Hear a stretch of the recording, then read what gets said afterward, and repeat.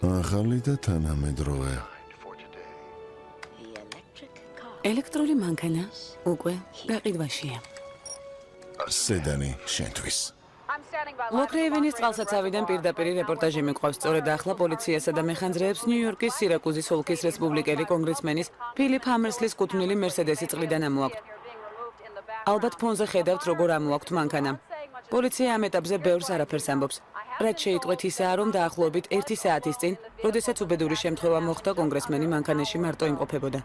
ალბათ იცით, რომ კონგრესმენს გული აწუხებდა. კრიმინალისტებმა მაცნობეს, რომ ის კალთაში წამლების ბოთლი იპოვეს, რის გამოც შესაძლოა ვივარაუდოთ, რომ კონგრესმენს გული შეტევა ჰქონდა, სანამ მისი მანქანა ლოქრეივენის წყალსაცავში გადავარდებოდა. ასევე მითხრეს, რომ უბედური შემთხვევის დროს მანქანაში მის გარდა არავინ იჯდა. უცნაურია, რომ კონგრესმენის ძაღლი ბობი ამავე ტერიტორიაზე მორბენალი ნახეს.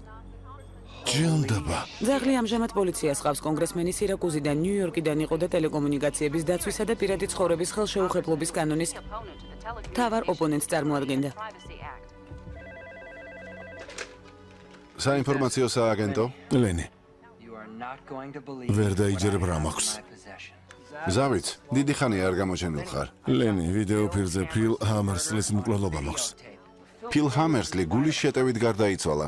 არა, ჰამერსლი პროფესიონალებმა მოკლეს ვიღაც ტიპის ხელმძღვანელობით, რომელსაც ისეთი გარეგნობა აქვს, ვიტამინ B-ს ნაკლებობა უნდა ჰქონდეს.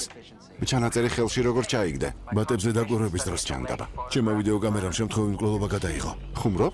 კამერა მეორე ნაპირზე ნაუმის ადგილს იღებდა, სადაც ფილ ჰამერსლი მოკლეს. როდის შეძლებ ჩანაწერი მოგვაწოდო? ასლს უკვე ვიღებ. მარკ ზარს უნდა ვუპასუხო. კარგი, გმადლობ. თუ რამე დაგჭირდა დამირეკე.